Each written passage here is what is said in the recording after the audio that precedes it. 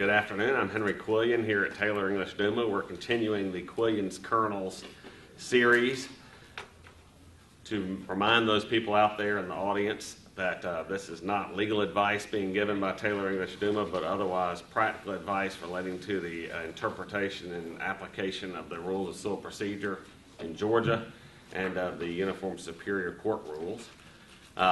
We will be looking at the exact same flow of information that we've had historically. Today the focus is discovery utilized during the course of litigation. We previously talked about decisions about whether or not to serve discovery in connection with a complaint, and that was covered in either the first or second of the series, I believe. But what we'll be focusing on today is actually getting discovery that will stick, that you can then use to get the information out of the opposing parties or out of non-parties that you need for your case. One of the clear things that we all need in a case is, if you're the plaintiff, what do you have to be able to do by the time you go to trial? Prove the elements of your claim. Prove the elements of your claim. And what do you use to prove the elements of your claim? Anybody? Admissible evidence, that's right. And so if you are the plaintiff and you don't have all the evidence that you need yourself to prove your claim, what do you have to do? You go home. Well, that's not true. That's not creative. You take discovery, you get it from somebody else, right? And that could either be by informal discovery, going out and interviewing witnesses, potentially getting affidavits necessary to defeat a summary judgment that you might believe is coming along. And if you want to take the risk that you'll be able to actually get a hold of that witness at the time of trial, then you can avoid the necessity of taking their deposition, for instance, if it's a non-party witness. Or you can use the discovery procedures under the Civil Practice Act in order to get that evidence. So what is it about discovery that's different from just going out and interviewing a witness? You can use the process of the court to enforce it. Enforce what? Your request for information. Oh, you can force somebody to give you information they might not otherwise willingly give you. And so that is a key element of the Civil Practice Act, is once you involve the court, you can get things and information and testimony, hopefully admissible, from people that they may not want to give you voluntarily. If you can get everything voluntarily, like in the Old West, where you just try to get your testimony and then you try to get them to come to the one-room courthouse and have them testify voluntarily, that was nice, but it didn't always work. Now, I'm sort of have a history of having cases where things are not quite perfect, and sometimes those not quite perfect circumstances relate to me not having the people readily available that I can get the testimony from that I need to prove my case. And in particular, I have had numerous scenarios where people were dead, almost dead, or dying, and I knew it at the time I started my case. What provisions are there within the Georgia Civil Practice Act to allow you to get testimony from people who may not be still alive at the time you have your trial? You can actually get a deposition for the preservation of testimony. Very good. Even before suit's filed. By the way, for you out there in the audience, the person with the great knowledge is Foy Devine over here, one of our senior litigators. Yes. What rule do you use to get preservation of evidence even before you file a lawsuit? When in doubt, you read the rules. 911-27 provides for the ability to get testimony from people. Doesn't necessarily have to be a potential opposing party prior to ever commencing a lawsuit. Now, while there may be a lot of reasons why you might not want to commence a lawsuit just because you need to get testimony from a dying witness.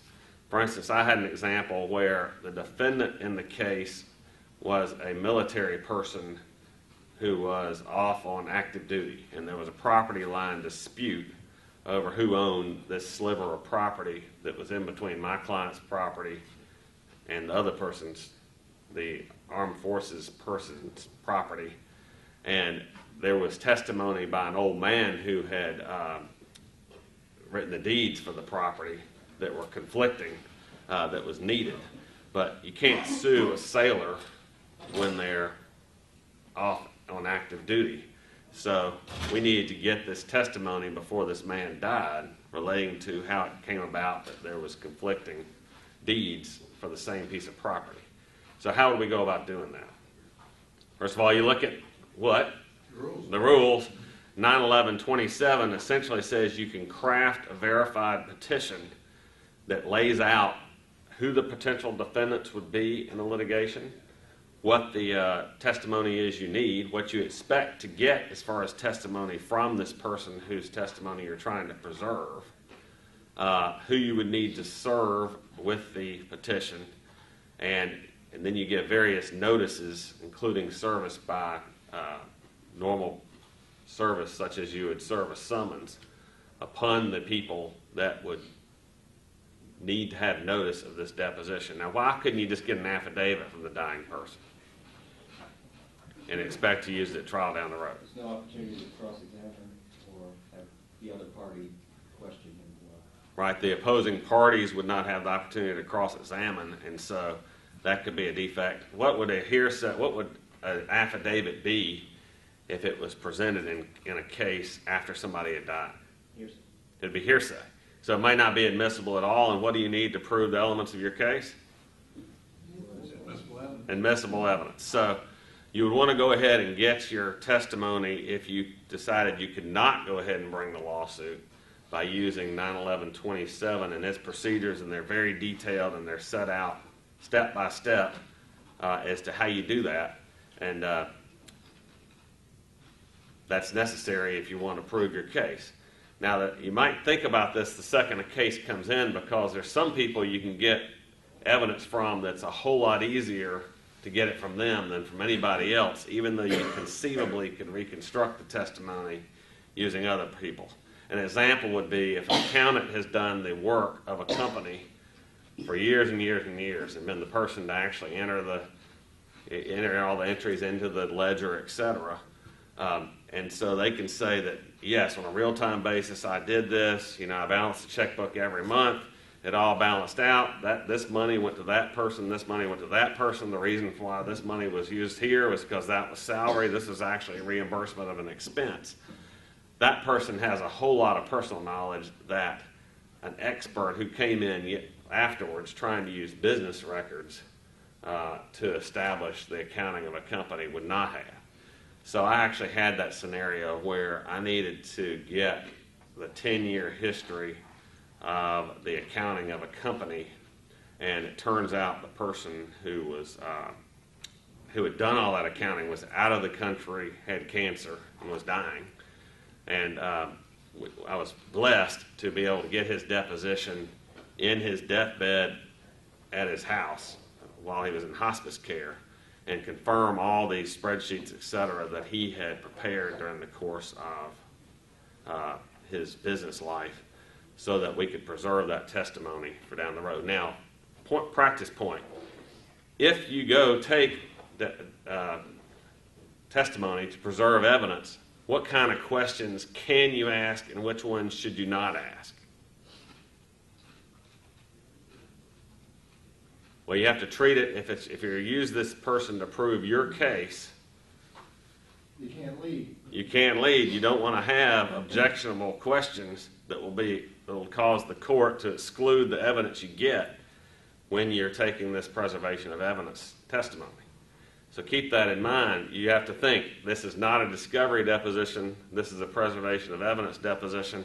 I have to ask questions that will yield testimony that will be allowed at trial, which can, of course, mean that if you have the opportunity to interview the witness beforehand and get a little yin and yang going with that witness, that's most helpful, so that when you go take your testimony, which is often by what means What's a good means to take the testimony of a dying person who's going to be a witness? Video.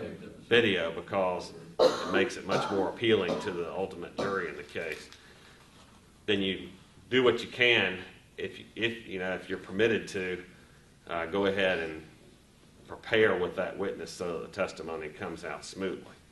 Now, the person that would be contesting the testimony of the person, what can they do as far as asking questions in the deposition? And cross-examine. They can cross-examine using any means that you would normally have available to cross-examine. So that was one little set of issues I wanted to bring up. The other thing you can do, of course, is if you have the person who is close to dying or has a severe health problem that you're relying upon for your case, you can actually bring the lawsuit itself, serve all the parties, and serve a notice of deposition with the complaint, and have the deposition taken very rapidly upon the commencement of the action.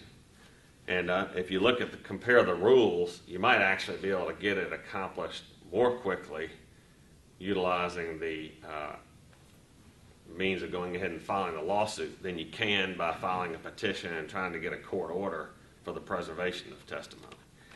But I think that courts, if you can truly establish that a person is on death's door, they will probably act rapidly to entertain your motion to get an order to perpetuate testimony.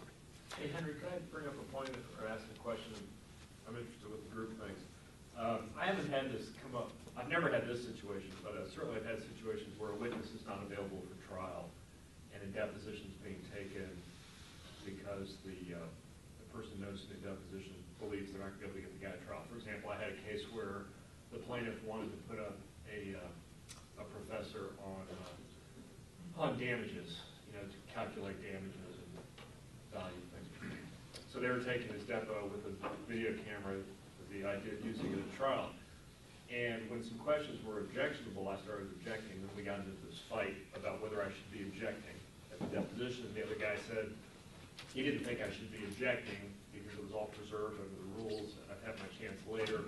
I was interfering with his questions. Anyway, I'm not so sure there's a legal answer to that. Maybe it might just be a practice thing. But if a deposition is being taken for the purpose of using later, should the other side be able to object during the deposition, or should the other side just be quiet and save it for filing objections later? I think you have to object to their waived if it's a trial deposition. Is there such a thing as a trial? Yeah, that's what I thought there was. Yeah, it's like having the witness on the witness stand, except they're in somebody's conference room. If you don't object, You can observe it. I think if you agree on the record ahead of time, Right. that the only objections that you would waive by not making are to the form of the question and responsiveness to the answer. Right. Which gives the witness and the attorney the opportunity to rephrase and deal with your objection. And you agree that all other objections are going to be reserved until Right. later time, Uh-huh. then that would be the way to solve the problem. If I'm trying to take a deposition for use at trial, I don't want the other attorney throwing in objections at every question because it just disrupts the total flow of everything. Sure. Yeah. All right, I might add, though, But on the other hand, if you ask a question and I think, my God, I'm totally against this and I can't believe this is ever going to come in, it's really hard to just sit there and not say anything. Well, I understand, but if you preserve your right on the record Yeah, yeah. to make that objection before the judge, Right. if I'm on the other side of that, and every question I'm asking, I'm having to listen to an objection from the other side before the witness can even answer. Right. After a while, I'm going to suspend and call the judge and say, Judge, tell this guy that he can hold his objections until time of trial or time of the deposition is to be used. Let me at least make the damn record here, without a question. If it's not as to the form of the question, the responsiveness to the answer, and the lawyer who's taken the deposition will not allow you a continuing objection, Yeah. then I think I'd be inclined to have to continue to object, because you've just given him or her an opportunity to avoid the disruption by stipulating that you have a continuing objection. Good point. And if the lawyer refuses to do that and gets the judge on the phone, you can say, Judge, Yeah. I didn't want to disrupt, he wouldn't give me a continuing objection. Right. And to me, that's a compromise, because I agree with you, Don. It's hard just to sit there, because if you don't have an objection on the record, I think you're running the risk that the court's just gonna say, let the thing roll, let the jury see it. So I'd be inclined to have something on the record where you object, but that would be the way I do it. What we are dealing with here is sometimes it's what lawyers' conventions have developed over time. The rules actually address what objections have to be made during a deposition, which ones are reserved for later, and the standard objection at the beginning of the standard stipulation, which is, by the way, not in the rules, at the beginning of a deposition relates to an agreement that all objections will be reserved until the time of the use of the deposition, except for as to the form of the question and as to the responsiveness of the answer to the question. But that, in my view, is not an agreement that if you're the party that is defending the deposition that you will not make objections. Rather, it is you don't have to make objections. Right, yeah. But on the flip side, a court might, if you are overly obtrusive in the deposition taking by objecting to everything, including things that the rule says you don't have to make right now, the court may say, well, just let him take the deposition, but if it's a trial preservation deposition, it's going to be different from a discovery deposition. I think courts want people to be able to take discovery depositions with relatively little interference. A trial preservation deposition, the court may expect, as Mickey says, for something to be on the record. Otherwise, the court's going to be real hesitant to have the lawyer that's presenting the tape or the digital video to push stop and start to rule on every objection. And if it's a trial preservation deposition and you're taking it, in my view, you should never agree to the standard stipulation, because if there's an affirmative with your question that goes beyond the form of the question, you better know it during the time of the deposition, because otherwise you could get sandbagged at trial and not get the evidence in. That's right, so you can fix it. I call that stipulation, if you're taking the deposition, I call it a stipulation for the opposing lawyer to be lazy. Basically, they can just let it roll and then nail you after the person dies and prevent the testimony from being introduced into evidence. So if it's a trial preservation deposition, be careful. You might want to find out right where you have the chance to ask the witness the question a different way. You know, because what happens is you ask the leading question, you find out what the answer is going to be, and then you ask the non-leading question, which is ultimately admissible. Isn't that the key? And you can do it better. You can do it better in a deposition than you can do it at trial, because the court will get on you if you do that at trial too much. So I didn't want to spend the whole time on depositions. In fact, we probably could have an entire additional class on deposition taking. But we do want to know the means by which we can get the evidence that we need to prove our case or to defend our case using the discovery procedures. So what other procedures are available for getting discovery? Document requests Request for production of documents under what rule? under 9/11/34. As modified by 26. 9/11/26, right. And so we got request for production of documents and what else in that same 9/11/34? And things. Right? You can get things in discovery, like computers. You can get, if it's a murder case or a civil battery case, you can get the knife or whatever. You can get recordings. You can get things off of people's BlackBerries. I think that a lot of people out there in the world don't think of, a Word document on their computer as being a document, or certainly not a calendar entry on their iPod as being a document, but in fact it is. So then you have what other rules that you can use? Yes? Subpoenas You can use subpoenas to do what? to get testimony or documents. And if you use subpoenas to get documents, what do you have to subpoena somebody to? A deposition. A deposition. Who believes you can just send out a subpoena to somebody without any sort of hearing or deposition and get the person to respond legitimately? the way the rule's written. The rule is not written that way. You have to have a deposition the person's coming to in order for the subpoena to be a properly lodged subpoena. Part of the reason for that is you've got to authenticate those documents if you ever want to get them in evidence. Right. So you need a witness to authenticate them through whatever means you're going Right. to do that. So chances are you're going to need testimony in connection with those documents anyway. But I certainly have seen people just get a subpoena, send it out to somebody, not notice a deposition or anything else. And of course, they can sometimes get an unrepresented witness to turn over all their documents, but then the other side may not even know that the subpoena was sent out, which of course is improper.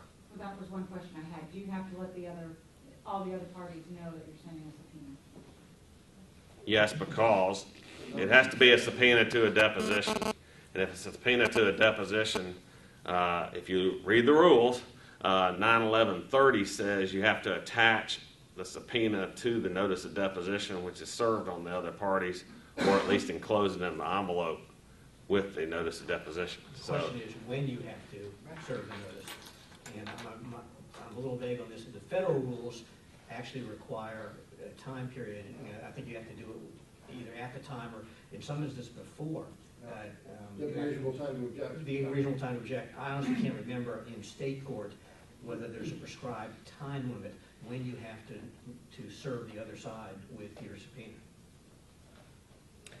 Well, you definitely have to serve it at the time you serve the notice of deposition, and they also have only a limit. If it's a subpoena for production of documents from a non-party, then the other side will have the right to object to that subpoena, and there's only a 10-day time period for that initial objection. So I would say you have to serve the subpoena to the other party at least as soon as the witness has been served with the subpoena. Well, that's the key. If you can Yeah. wait until the witness has been served, and then you serve the other side, it certainly cuts down their opportunity to object. All right. Now, I'm not aware of, is anybody aware of anything that requires you to serve the opposing side with a subpoena to a non-party before the witness is served on, In state court, in federal court, you do. right, in state court, yeah. Is anybody aware of any rule that requires that? Okay, so you can subpoena documents to a deposition. Now, what if you subpoena a witness, if you subpoena a party witness to a deposition utilizing a subpoena? Gotta give them 30 days. You have to give them 30 days because the rules say that under that scenario, the subpoena is to be treated as a request for production of documents under 91134. And similarly, under the evidence rules 91126, if you serve a notice to produce on a party witness, that 91126 notice to produce is treated like a 91134 request for production of documents. I think you have to give 30 days for the other side to respond. I see some people raising eyebrows. I think you're citing the code section wrong. Yeah. It's 24 something, isn't it? You said 911. Oh yeah, you're right. 241026. Is that right? Yes. Sorry about that. But if we didn't have wise people in the audience, I would be in a bad way. Can I ask you, were you going to get, what's the interaction between a subpoena to a non-party for a deposition of production documents and a Rule 34 request of a non-party? I understand the latter would be without a deposition, and I understand you got the authentication issue. But that is available under the Civil Practice Act. You can just send out a request to a non-party. That's right. Let's distinguish this for a second.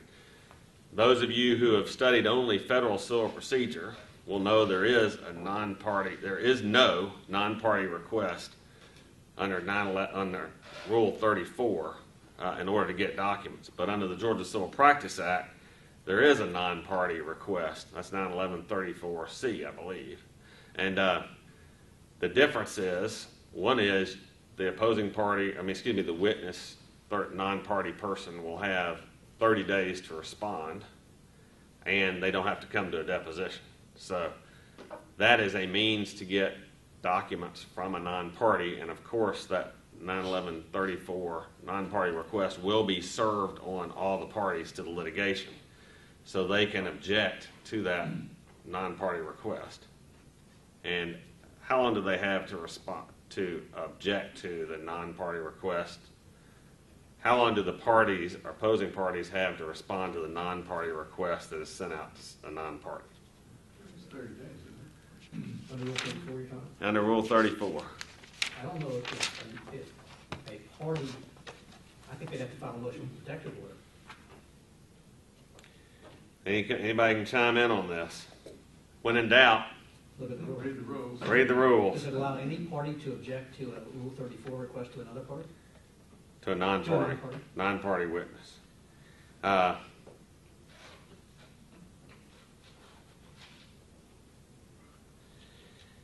Well, I don't know if I can read it fast enough, but that's worthy of consideration. I believe the non-party or any party or the person whose records are sought may file an objection with the court in which the action is pending within 20 days of service of the request, and shall serve a copy of such objection on the non-party to whom the request is directed.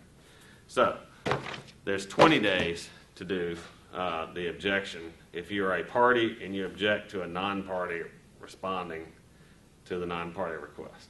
What's the effect of the objection? Does it stop the recipient from having to produce? I believe it does stop the recipient from having to produce because I believe that yields the necessity of the party who is seeking the documents filing a motion to compel. Well, what if I'm the recipient and I have no objection and I want to send the documents and another party files an objection within 20 days? Can I still serve the documents if I have no objection? I think a non-party can give documents to a party at any time.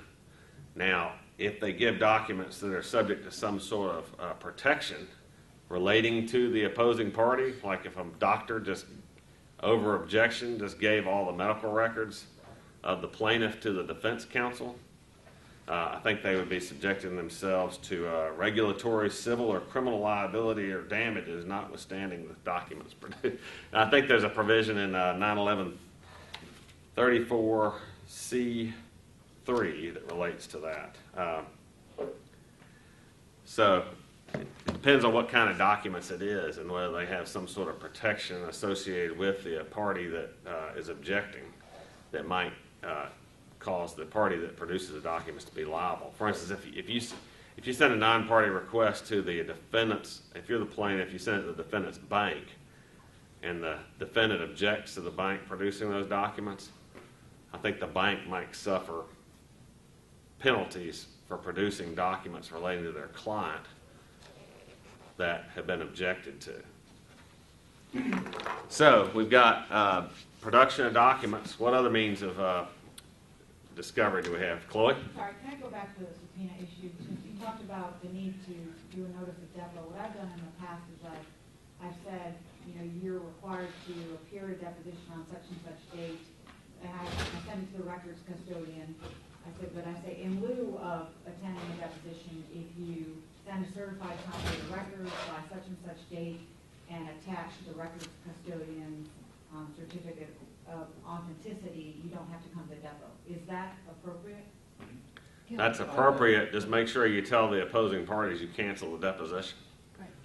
And they're also probably going to have the right to get the documents that And were produced to that will you. not get the documents in evidence. At trial, you're still going to need testimony beyond just the Well, affidavit. yeah, to get over hearsay. Right. But they'll get over the authenticity. Well, unless the other side objects. The authenticity is itself hearsay. I mean, and also, the form I use typically says that they constitute business records as well. Okay. And so, Yeah. well, I don't know under the new rules of evidence whether you're going to be able to get past that, but it used to be you still had to drag the custodian in to testify unless the other party stipulated a trial. And judges don't like I understand. parties doing No, that. they're not. But you keep reading these Court of Appeals decisions where they uphold Yeah. the inadmissibility of documents because they didn't have the custodian there. Yeah. And so basically what that'll help you do is if you get the documents and you know what they say, and you have an affidavit from the custodian saying these are, then at least you know theoretically what the person's going to testify if you subpoena them to trial to authenticate the document. You could also send a request to admit, asking the other party to admit that they're authentic for the purposes of. Right, and get your attorney's fees when you have to go through the jail trial, right? Right, so we've switched over to request for admissions, but that's a perfect example. So just to clarify, what you do is if you get the records from a third party, non-party, somebody who's not a party to litigation, and you don't want to have to go take the deposition of the person who's produced these records, then you can attach those to requests for admissions that you serve on the party to the litigation, seeking to get them to admit their authentic records may be used for purposes of evidence at trial, because it may just be maybe some document like, let's say, a building permit from the county in which a building was constructed. It's not a very controversial document. Why spend all the money to go take the deposition of the building inspector? So we've talked about, now we get to request for admissions. Anybody ever use request for admissions for any good purpose? Yeah. And what is one of the keys to sending requests for admissions that are actually going to be usable to prove your case or to defend your case? Keep them simple. You keep them simple. We can use the KISS method on this. Keep it simple, stupid. Simple implies what attributes? Short. Short and One all. fact for, Yeah. Yeah, one fact per request. request. One fact per request. Using what kind of words? Non-argumentative. Non-argumentative words, which are fairly subjective or objective? Objective. So that in plain language that most people can understand, right? No 50 centers. And so, how about if you're serving requests for admissions, do you want to have all sorts of definitions at the beginning of your request for admissions that say things like, Quillian shall mean, Quillian, his heirs, executors, assigns, etc. No, Why is that? because it's too wordy. You're not keeping it simple then. Yeah, it's causing mass confusion. Who is Quillian? You know, if you say Quillian ran the red light, did Quillian's heirs run the red light? Did Quillian's executors run the red light? How about his assigns? You want Quillian to mean Henry M. Quillian III, born in Atlanta, Georgia on this date, or whatever, if you're going to use definitions at all. Some people would say you don't want to use definitions because then when you go back and try to present the request for admission responses, you would have to go back and read what the definition was rather than just reading the actual request itself. Henry, what do you do when you get 300 requests to admit that read like a deposition? Well, if you are a party, then you're going to have to do something. Do we agree with that? If you get 300 requests for admissions that read like a deposition, what are you going to have to do at a minimum? You got to object to it, that be deemed to be admitted. You got to object. Now, if you just object to 300 requests for admissions, are you taking any sort of risk? Yeah.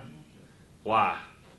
You have to object to each one, but you have to answer the ones too that would properly be asserted under Rule 36. I've had that happen, and I've answered 50 of them, and I've objected to the other 250. You know, the rule used to be that Rule 36 was not really a discovery device. They were supposed to be admissions about things that weren't really at the center of the controversy. Or the Factual disputes, yeah. Try to really narrow the things that were disputed. But there's good case law out there now that you can't, because of the limitation on interrogatories, you can't go to Rule 36 and just try to do it that way and just front-end load 200 or 300 that just read like a deposition. But there are no limits on the number of requests for admissions you can answer. So why are you talking about interrogatories when you're talking about requests for admission? Because there's a limit on the rods, and you can get around that if you're creative. You just do page after page after page. So, There's case law saying that's not permissible? Yeah. Right. I've got So do you- good case law. And also supporting sanctions for the improper use of requests, to try to get around limitations on the I'll rights. send you, I have some, a good file on that. is this in Georgia? Federal. They're federal, but remember. Ah!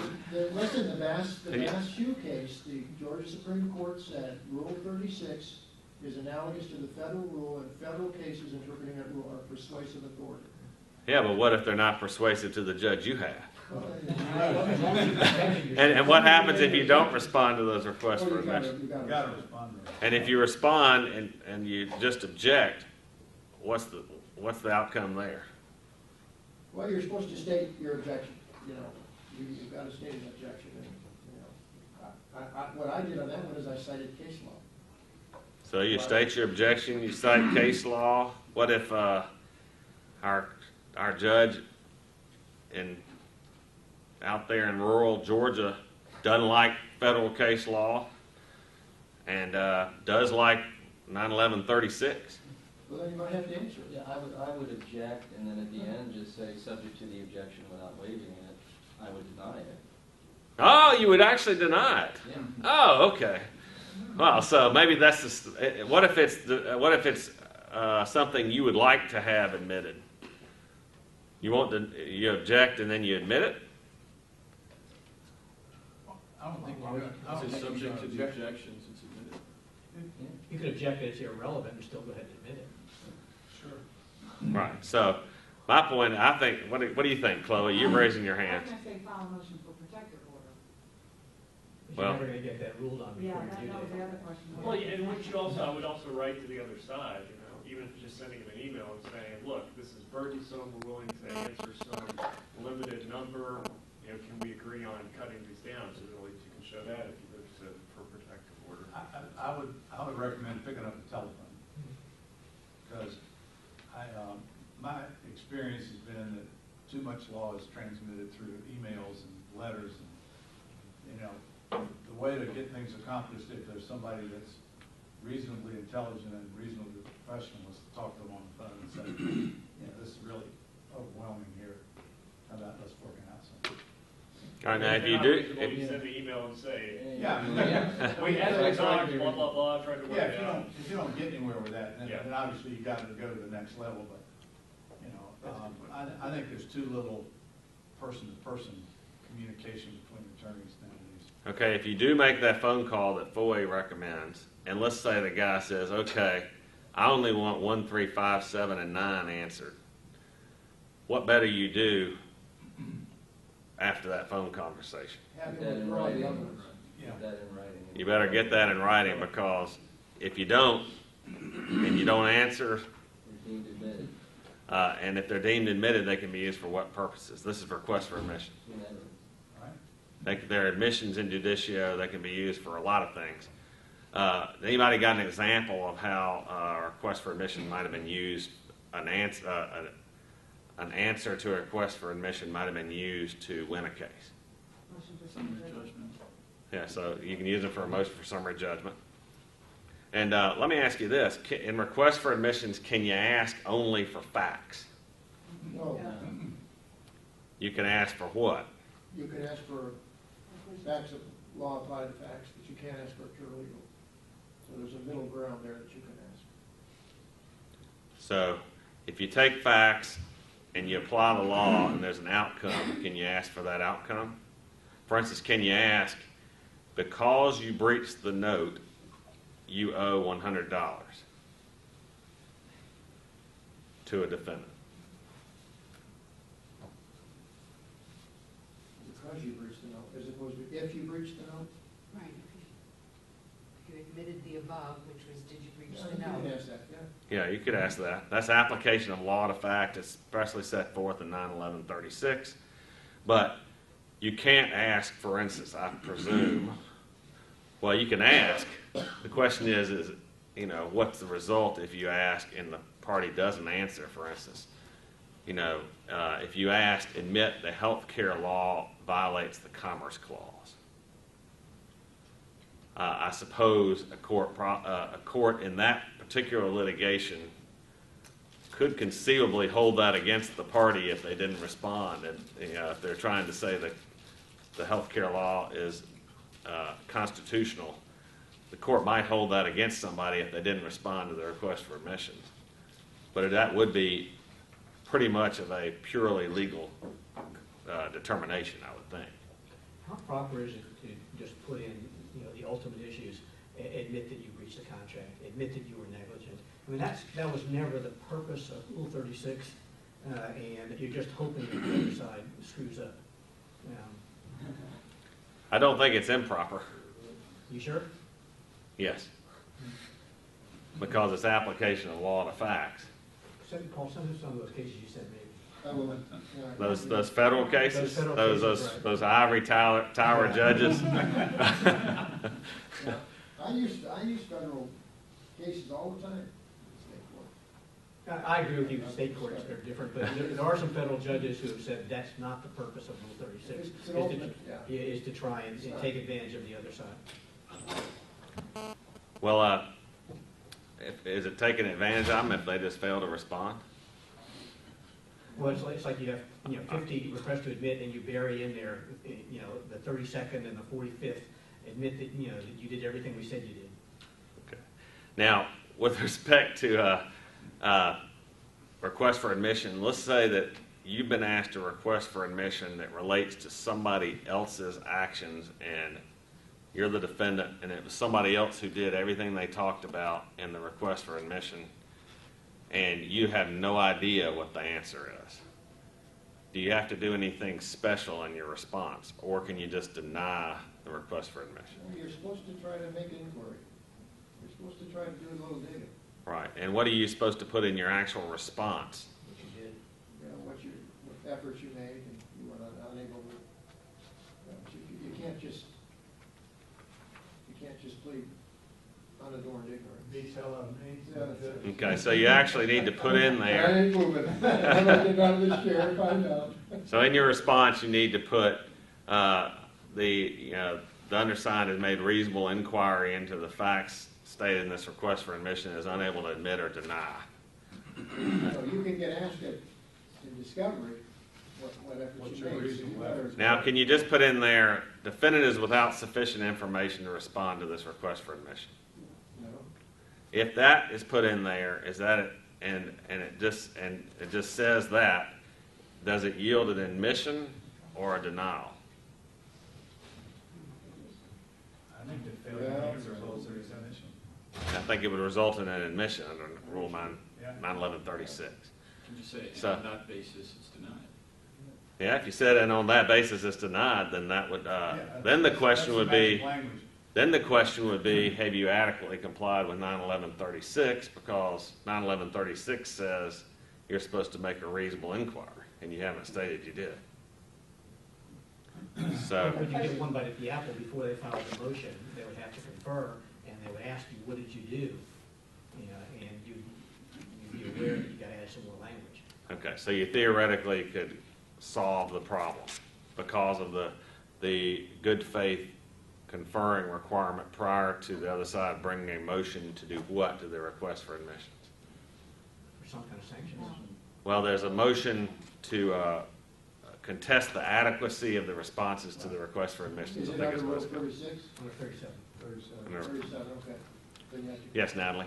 Quillian mentioned this before, if, this is hypothetically speaking, if you have a bunch of bank records that you're trying to get the other side to authenticate, and let's say you get a certified copy of all these bank records or an affidavit connected to them, and then you do a request for admission, what's to prevent the other side from saying after reasonable inquiry, I cannot, admit or deny whether or not, this is true?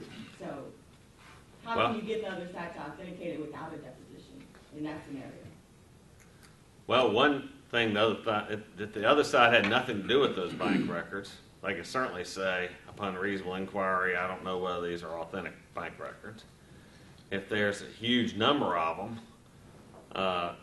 it's possible that the other side may say, there's so many, I have no idea whether these are authentic or not, and I can't remember them, it was too long ago. Yeah. Or, but basically they have to look at the records and determine whether they're authentic or not to the best of their knowledge. If they know they are, then they're supposed to admit. Don't you agree? Yeah. But if they are just, if it was from 10 years ago, they're probably going to say, I don't remember whether that was the bank statement that was issued from that bank on that date, unless they actually remember Now, it. a lot of those documents are pretty close to self-authenticating.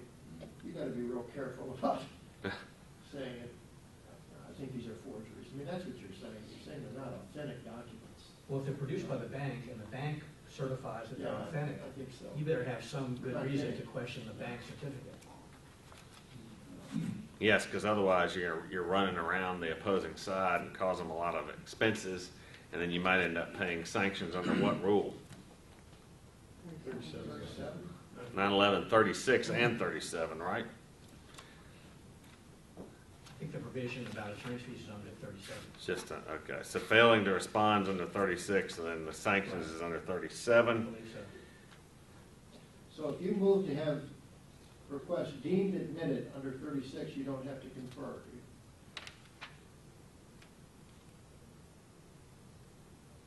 Prior to asking, Say the other side doesn't answer within 30 days. You move to have them deemed admitted. I don't think you have to confer. correct, if they fail to respond to the request for admissions, Mhm. you don't have to do anything with respect to conferring with the other side prior to taking advantage of those admissions.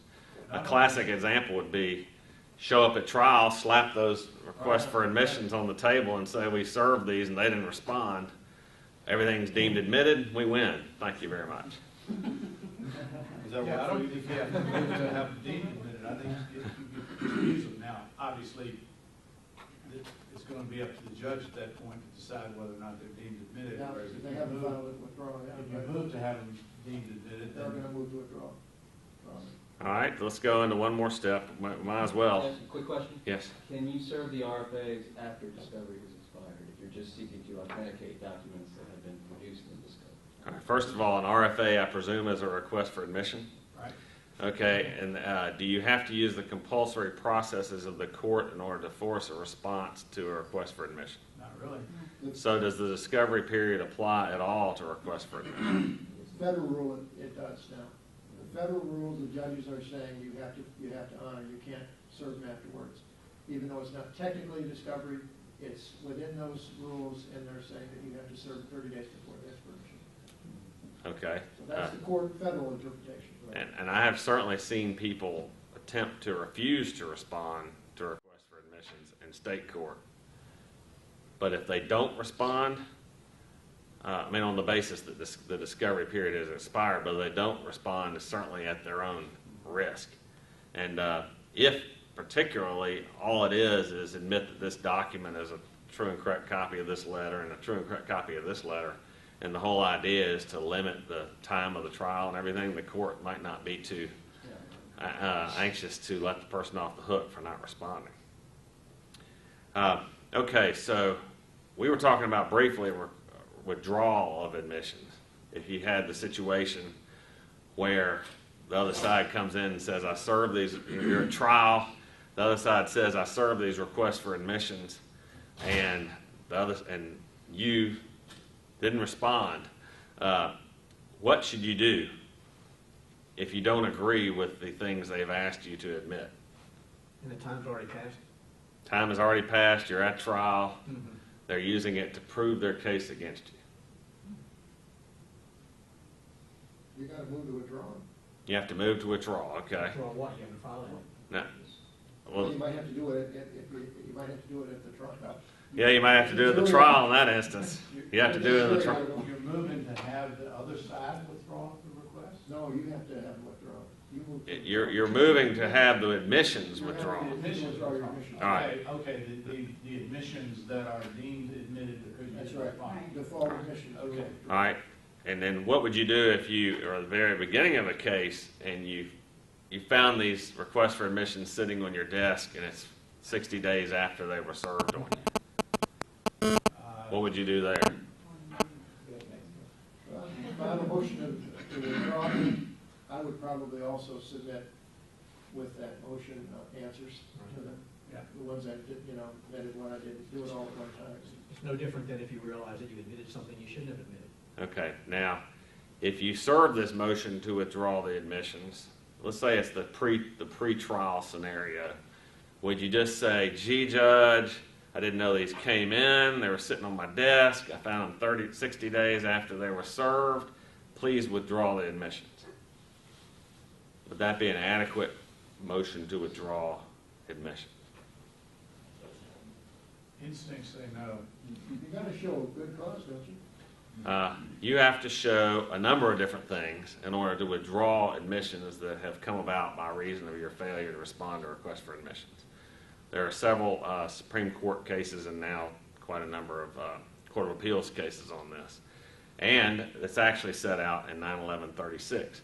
What do you have to submit with your motion to withdraw the admissions that came about either by accidentally admitting something that you didn't mean to admit expressly in your responses, or that came about by not responding to a request for admissions? Anybody got any comment on that? I think the gentleman said you have to submit the answers. You have to submit the answers, Right, but that didn't do the an trick. affidavit of some sort explaining. What does the affidavit have to contain, Natalie? You have to have evidence showing that the admissions that you admitted were actually false, that there's evidence against that admission, and or that they're unbelievable on their face. The admission is so crazy that nobody would believe it. Okay, so let's take the easy one. If the request was, you are a Martian, that would probably be unbelievable on its face. You might not have to have any evidence to prove that you're not a Martian in order to get it withdrawn. But if it's admit that you owe $9.48 to the plaintiff, what type of evidence are you going to have to submit to get that admission withdrawn? Direct proof that you don't. You're gonna- That you paid it, or, you know, some kind of documentary evidence. Okay, so you're going to have some evidence that the magical words are subserves the merits of the case to show that you're not merely trying to get this admission withdrawal just to delay the plaintiff or the opposing party from getting the judgment to which they're entitled. When an affidavit from the person who would have paid it, that I paid it, or I don't know it, or that's sufficient. Well, you've asked two questions. Objection, compounded question. An affidavit from the person with personal knowledge, that's a competent witness, right? You do have to have a competent witness to submit admissible evidence to show that the merits would be subserved by the withdrawal. And if he says, I paid it, that would be evidence sufficient probably to sustain the withdrawal of the admission. If the witness says, I have personal knowledge of this and I don't owe it, is that a fact? No, I think that's a legal conclusion. It's Okay. application of fact to law. Okay, but that's not evidence. It's probably sufficient to justify the withdrawal of an admission. I would think that the person seeking the withdrawal would have to present some sort of actual evidence, factual evidence that the admission ought to be withdrawn. Because if you just say, I don't know it, that's the same thing as, you know, the typical circumstance where you sue somebody and they just deny everything. Is it the same circumstance if you want to simply supplement your responses to requests for admission?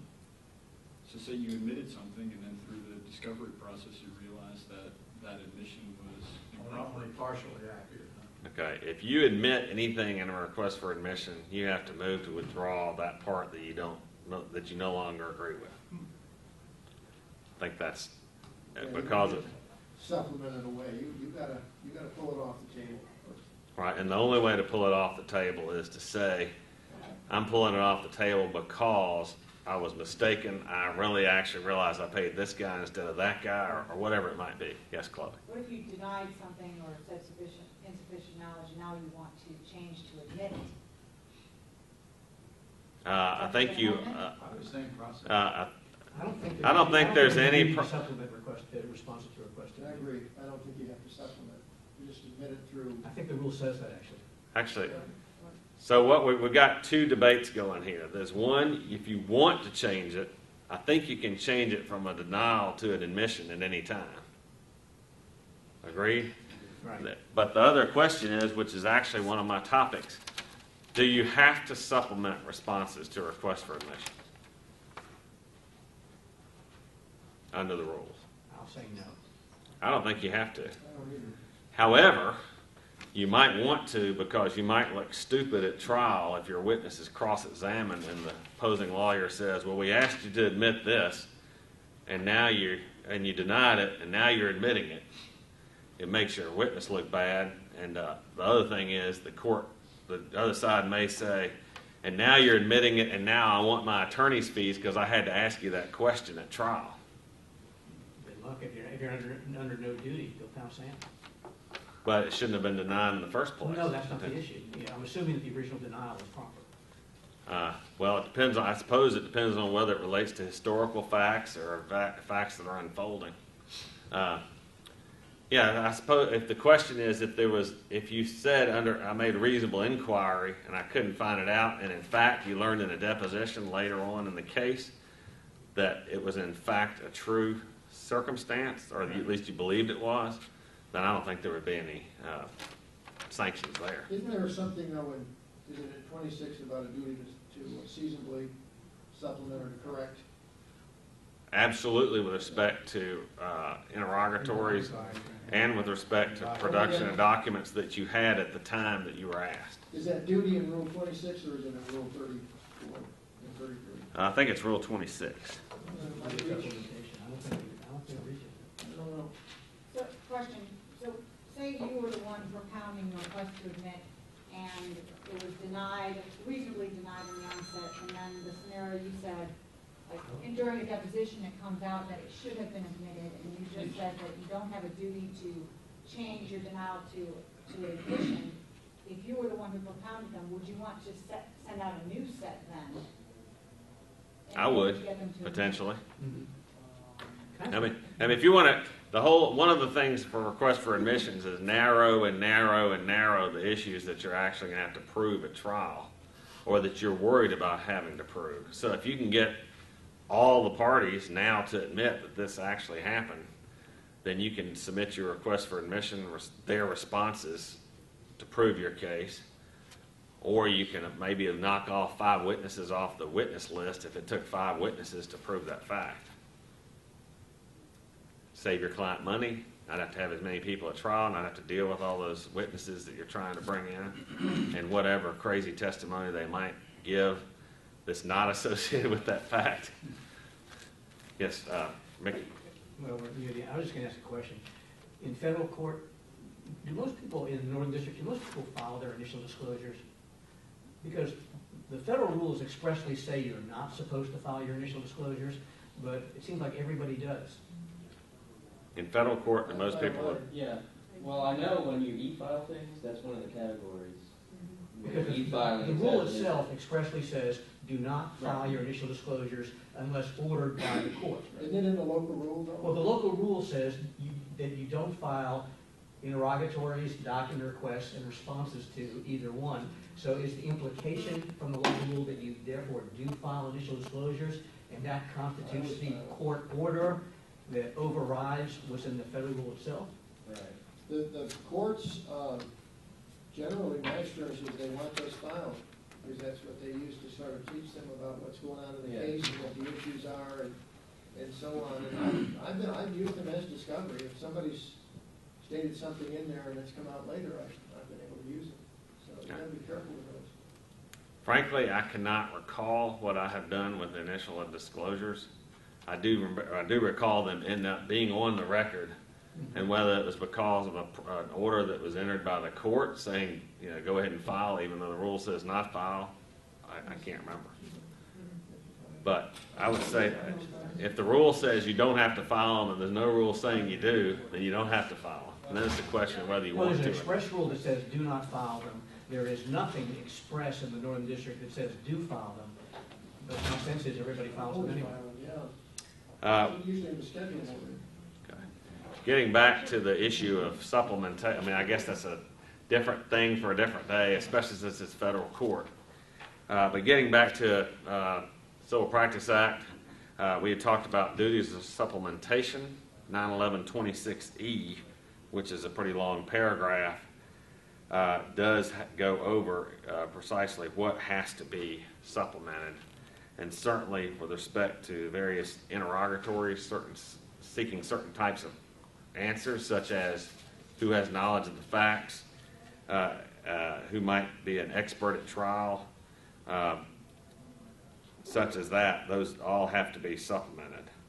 And also, of course, if you find out that an interrogatory that you previously answered is false, the answer is false, you definitely have to supplement that as quickly as you can get to it.